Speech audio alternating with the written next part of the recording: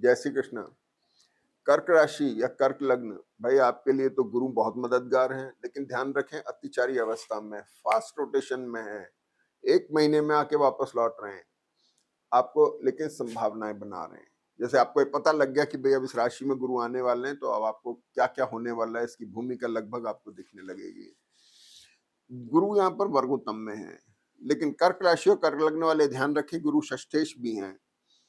अब ये नक्षत्र जैसे बदलेंगे उस हिसाब से कुछ फायदा नफा नुकसान होता है। तो लाइफ पार्टनर को लेकर के, उनकी हेल्थ को लेके, लाइबिलिटीज को लेकर के, आपके चैलेंजेस जो होंगे उनको लेकर के ये परिवर्तन ला करके देंगे, लेकिन वो शॉर्ट एंड स्विफ्ट है, निकल जाएगा खटाक से टाइम। मिथुन के गुरु ऑटोमेटिकल आपको लाइबिलिटीज में ला रहे थे, यहाँ गुरु बैलेंस तो दे रहे हैं, लेकिन अभी भी 6 लॉर्ड होने की वजह से डेट्स डिसीज एनिमीज के कारक हुए, ऑब्स्टिकल आना, डेट्स लाइबिलिटीज और डिसीज, मेंटल फिजिकल फाइनेंशियल किसी भी तरह की डिसीज हो सकती है। तो लेकिन भाग्येश भी हैं। अब भाग्य की स्थिति यह है कि चंद्रमा यहाँ पर है, गुरु वर्गोत्तम में है, शुक्र वर्गोत्तम में है।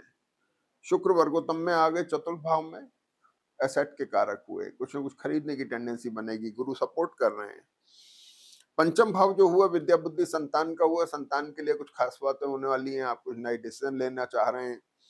और सबसे बड़ी चीज की गुरु की जब दृष्टि मंगल के ऊपर है जो दशम भाव के लॉर्ड है, तो आप प्रोफेशन को लेकर बड़े कंसर्न है, वहां एक स्ट्रेस दिखाई दे रहा है, कुछ चेंज किसी टेंडेंसी बन रही है।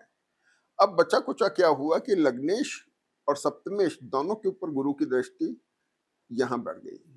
यहां पढ़ने से चंद्रमा और गुरु का एक एक्सचेंज बनता है, आइडियल पोजीशन है। प्रोफेशनल और मैरिटल और बिजनेस रिलेशनशिप के लिए बहुत अच्छा टाइम है, इसका फायदा लेना चाहिए। और जून के बाद से जब गुरु यहाँ पर पूरा संचार करेंगे मिथुन से पूरी तरह से हटके, तो आपको और ज्यादा इसके फायदे मिलेंगे, लेकिन अभी एक भूमिका बन सकती है। अगर वो चीजें मेटेरियलाइज ना हो तो परेशान होने की जरूरत नहीं है, ठीक है। यहाँ पर बात हो गई। अब यह है कि चंद्रमा यहाँ पर है 3 तारीख को, 3 तारीख को चंद्रमा है जिन पर गुरु की दृष्टि है, ये एक बहुत अच्छा साइन है, एक्सप्लोरिंग है, आपकी पोजीशन को उठा रहे हैं, मान सम्मान दे रहे हैं। आगे चंद्रमा 4 तारीख को चंद्रमा मीन राशि के अंदर वर्गोत्तम में आते हैं, सुबह 7:15 से। ये बहुत अच्छा टाइम है जिसे आप इस्तेमाल कर सकते हैं किसी भी मुहूर्त के लिए, किसी भी नई शुरुआत के लिए, नए टाई-अप्स के लिए, बिजनेस टाई-अप्स के लिए, कॉन्ट्रैक्ट साइन करने के लिए। और खास बात यह है कि चंद्रमा यहाँ पर दिन में 12:30 तक रहते हैं।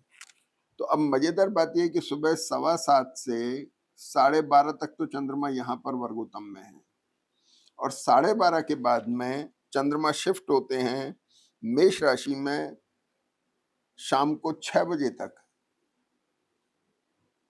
12:30 से शाम को 6 बजे तक चंद्रमा यहाँ पर वर्गोत्तम में है, यानी पूरा दिन 4 तारीख चंद्रमा वर्गोत्तम में है। इसका आपको भरपूर फायदा उठाना चाहिए और मैक्सिमम यूटिलाइज इसका करना चाहिए। 12:30 के बाद जैसे चंद्रमा यहाँ आते हैं, शुक्र की दृष्टि है, एक बहुत अच्छा कॉम्बिनेशन बनता है। दूरंदेशी से सोच के बहुत अच्छे डिसीजन आप ले पाते हैं। प्रोफेशन को लेके कंसर्न होती है।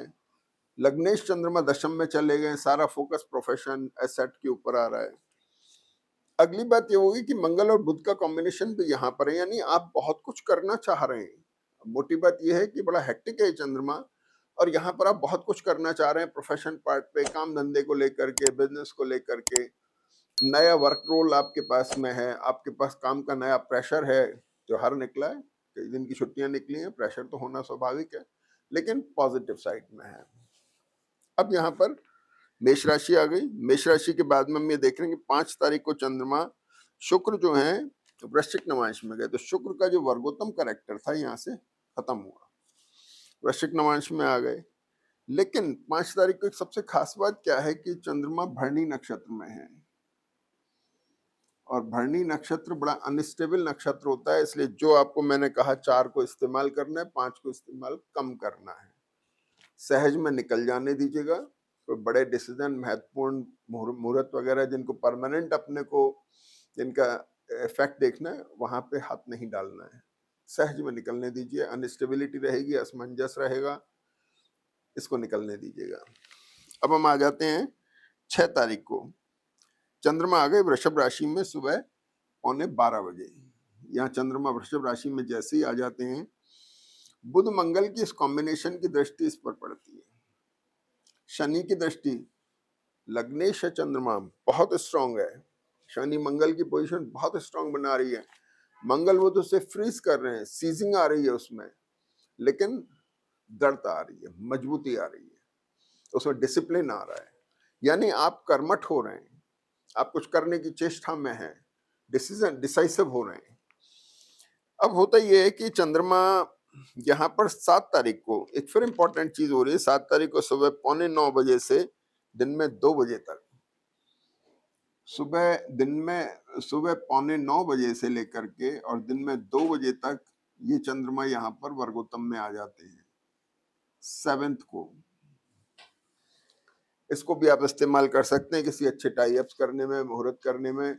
इस वीक में बड़ा अच्छी चंद्रमा की पोजीशन है इन राशियों के लिए, खास तौर पे आपको इसका फायदा उठाना चाहिए। इसके बाद में आप ये देखेंगे कि 8 तारीख को चंद्र सूर्य मेष नमाइश में आते हैं, वो और भी अच्छा है क्योंकि आपके धनेश सूर्य हैं, चतुर्थ में बैठे हुए हैं, गुरु से एक योग बना रहे हैं तो आपको कॉर्पोरेट सेक्टर, गवर्नमेंट सेक्टर के लिए बहुत फायदेमंद है।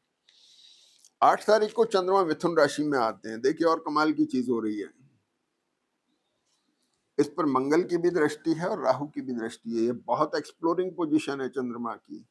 जो लोग विदेश से संबंधित काम करते हैं उनके लिए बहुत अच्छा है। लेकिन ध्यान देने की बात है, मेष, वृष और मिथुन तीनों चंद्रमा स्ट्रेसफुल हैं काम को लेकर के, ठीक है ना। तो वृषभ कर्क राशि के लिए पूरा वीक आपका हेक्टिक जाने वाला है। काम को लेके एक तनाव सा रहेगा, वर्क लोड रहेगा, नए काम की अपेक्षाएं रहेंगी, लेकिन सब पॉजिटिव साइड में है, ठीक है ना। अब ये है कि जो फ्रीज कॉम्बिनेशन चल रहा था मंगल बुध का, जिसने जकड़न लाई हुई थी मानसिक, शारीरिक, आर्थिक तौर पे, दर्द वर्द हो रहे थे शरीर में, मेंटली थोड़ा, उसमें थोड़ा रिलीफ मिल रहा है आपको 11 तारीख को सुबह उठने के बाद में, जब आपको बुध वक्री मिलेंगे। तो ये कुल मिलाकर के वीक बहुत अच्छा जाने वाला है। इसमें अथक प्रयास करके इसको मेटलाइज करने की कोशिश करें और फायदा उठाएं। जय श्री कृष्ण।